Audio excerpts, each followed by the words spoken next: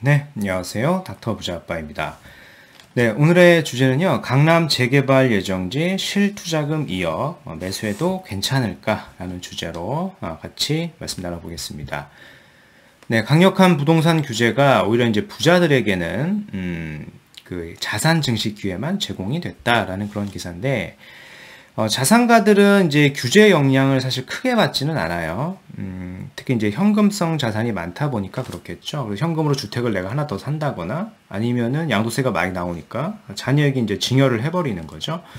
그러니까 부의 대물림이 계속되고 있다라고 봐야 되겠습니다.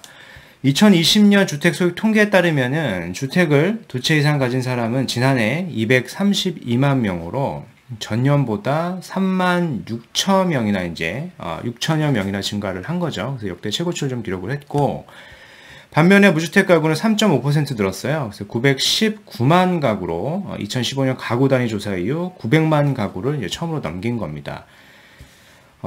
이제 계속 양극화가 되고 있다라고 좀 봐야 될 것 같고요. 상위 10%의 주택 자산가액은 평균 13억이 넘었었어요. 그래서 1년 사이에 무려 2억 이상 이렇게 올랐는데, 반면에 하위 10%의 주택 자산 가격은 2,800만 원으로 이제 100만 원 오르는데 그친 겁니다. 좀 수능이 어렵다 보니까 대치동으로 이제 수요가 좀 폭발을 하고 있고, 이제 전세 매물은 줄어들고 있고요. 이렇다 보면은 다시 전세 가격이 올라가는 현상이 반복이 될 겁니다. 수능 난이도가 상향이 되다 보면은 이제 학군 수요가 좀 증가를 하고 있는 이런 현상을 좀 나타나고 있고요. 지난해 7월이었죠. 재건축단지 조합원이 이 조합원 분양권 자격을 얻기 위해 가지고 실거주를 해야 하는 2년 실거주 의무가 좀 폐지가 되면서 이제 전세 매물이 조금 쏟아져 나왔는데, 이 매물들이 원상 회복이 된 거고, 평소에도 뭐 수요가 꾸준한데 이번 수능 시험이 좀 어렵다 보니까 다시 실수요자들 문의가 이어지고 있는 그런 상황입니다. 계속 이제 되풀이 되고 있는 거고요. 뭐 정부가 종부세 폭탄, 국민 98%는 종부세와 무관하다, 과장된 우려가 있다라는 얘기를 했는데, 그래서 기획재정부 1차관이 19일에 98% 국민은 종합부동산세와 무관하다라는 얘기를 했는데요. 사실 이렇지가 않은 게, 현재 내가 이제 주택이 있으신 분들 중에, 지금 종부세를 당장 내지 않는다라고 하더라도요, 뭐 내년이나 내후년도에는 이제 공시지가가 오르다 보면은, 당연히 이제 종부세 대상이 될 수도 있는 거고요. 그쵸?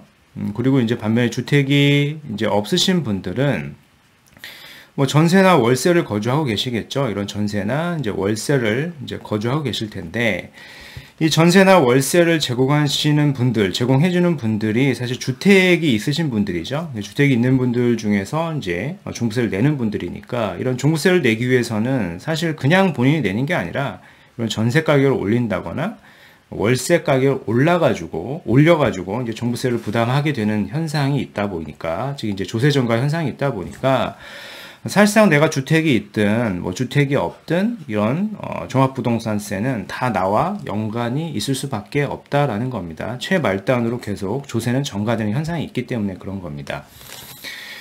네, 오늘 이제 구독자 사연인데요. 이제 대구에 거주하고 계시는 50대 후반의 가장이세요. 현재 대구의 실거주 아파트 이제 한 채는 보유를 하고 계신다라고 하셨고요. 이제 아무래도 이제 지방은 주택 가격 상승의 한계가 있으니까 서울에 투자를 검토하고 있다라고 하십니다. 뭐 이런 분들이 이제 굉장히 많이 문의를 주고 계시고요. 여유 자금은 현재 한 2억 정도 있으시고요. 신용대출은 1억까지, 뭐 최대한 3억 정도 될 것 같네요. 그렇죠? 그래서 최근 아는 분 소개로 강남 양재이동 재개발 투자를 추천받았습니다. 뭐 신축이후 전세를 끼면은 실투자금 2억 정도라고 하고요. 여기를 투자로 매매해도 괜찮은 것일까요? 의견 부탁드립니다라고 사연을 주셨는데요. 일단은 결론은 강남 양재 이동 재개발이라고 하는 게 이제 재개발 구역은 아니고 예정지이고요. 여기가 이제 공공 주도로 아마 현재 동의서를 진구 중에 있고요. 공공 주도다 보니까 6월 29일 이후에 내가 여기를 소유권 이전 등기를 하게 되면은 사실 현금 청산의 우려가 있습니다. 현금 청산에 우려가 있다 보니까 사실 요런 또 리스크가 있는 이런 선택지로 하시는 것보다는요, 저는 이제 민간 재개발 예정지죠. 오세훈식 민간 재개발 예정지로 좀 추천을 드리려고 합니다. 구체적으로 한번 같이 살펴보시죠. 일단은 서울특별시 서초구 양재 이동을 말씀하신 것 같아요.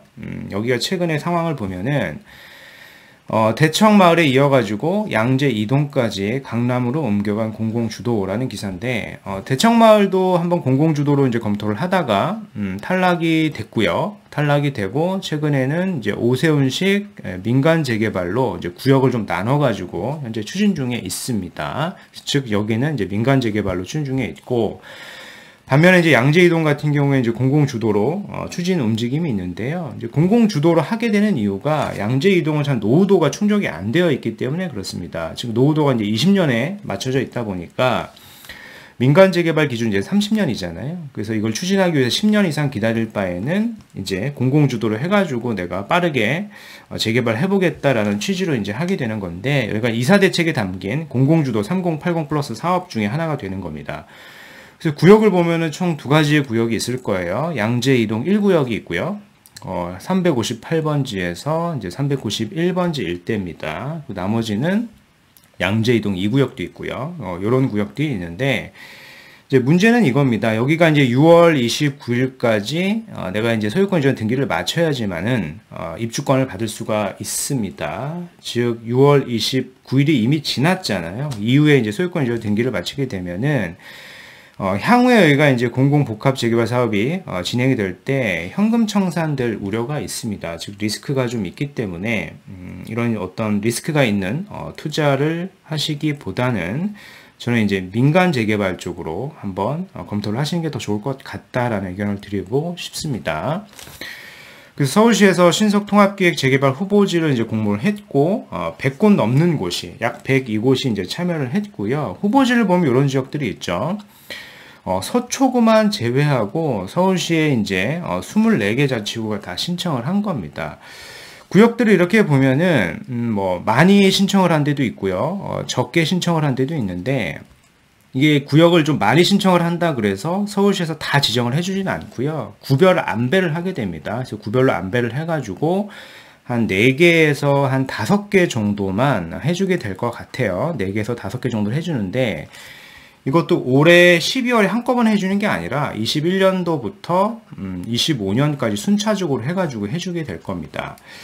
그렇다는 얘기는 확률상으로 보면은 아무래도 신청을 많이 한 구역보다는 신청을 좀 상대적으로 좀 조그만 구역들이 요번에 좀 지정이 될 가능성이 좀 높다. 확률상 좀 높다라고 봐야 되겠죠. 그래서 선정을 하실 적에, 그러니까 투자를 검토를 하실 적에 구별로 좀 신청을 좀 조그만 지역들, 이런 지역들을 좀 우선적으로 좀 보시면 좋을 것 같고요. 이들 지역들 중에서도 상대적으로 뭐 이런 겁니다. 예를 들어서 어떤 지역들이 송파구 예를 들어 2곳을 신청을 했는데 2곳을 다 해주기보다는 이 2곳을 또 경합을 하게 돼서 둘 중에서 좀 더 열악하고 노후도가 좀 더 높은 지역들을 우선적으로 좀 선정이 되다 보니까 노후도가 좀 더 높은 그런 지역들로 보시고요. 그리고 그런 지역들 중에서도 이제 동의율이 또 높은 지역들이 될 가능성이 높다라고 좀 보여집니다. 그래서 요거를 3개를 좀 교집합으로 해보시면은 요런 지역들로 좀 검토를 우선적으로 해보시는 게 내가 재개발 예정지를 선점해가지고 투자를 할 수 있는 방법이다라고 보시면 될 것 같고요. 특히 이제 민간 재개발 같은 경우에 권리 산정 기준일이 이제 이미 나왔죠. 이제 9월 23일이라는 날짜가 나왔는데, 이 날짜가 9월 23일 이후에 신축 등 지분 쪼개기를 하지 말라는 얘기지 거래를 하지 말라는 얘기가 아닙니다. 즉 거래는 할 수가 있어요. 즉 이후에 정상적인 물건을 매수한다라고 하면은 입주권을 당연히 받을 수가 있고요. 단 이제 향후에 여기가 구역으로 지정이 된다라고 하면 서울시에서 토지 거래 허가 구역으로 좀 지정을 할 겁니다. 지정을 하게 되면은 이제 거주가 아니면은 여기를 매수할 수 없다 보니까 구역 지정을 하기 전에 좀 매수를 선점하는 방법이 최선일 겁니다. 네, 뭐 예를 한번 들어보면은 뭐 양천구 이런 지역들이 노후도도 좀 높고요. 동의율도 좀 굉장히 높고 상대적으로 신청도 많이 하지 않았기 때문에 요번에 오세훈식 민간 재개발에 뭐 될 확률이 높다라고 좀 보여지는 거고요. 그래서 이런 구역들을 예로 들어갖고 좀 말씀을 드렸으니까, 그래서 뭐 이런 구역들을 잘 찾아가지고 좀 선점 투자를 하시는 게 좋은 방법이 될 거다라고 말씀드려 보겠습니다. 네, 그래서 오늘 말씀드린 내용을 다시 한번 정리를 해보면은 결국 이 강력한 부동산 규제는 부자들에게 자산 증식의 기회만 계속 부여를 하게 될 거다. 그러니까 자산가들은 이런 대출 규제 영향은 별로 받지 않으니까. 수능이 어렵다 보니까 대치동 수요가 좀 폭발하고 있고요. 이는 이제 전세가 상승으로 다시 이어지고 있습니다. 종부세 폭탄은 결국 이 조세 전가 현상이 있기 때문에 내가 주택을 가지고 있지 않더라도 전세나 월세를 산다라고 하더라도 종부세와 연관이 있는 겁니다. 내가 무조건 뭐 종부세를 내지 않는다 그래서 나랑 상관없는 게 아니라 국민 모두에게 관련이 있는 세금이다라고 봐야 되겠고요.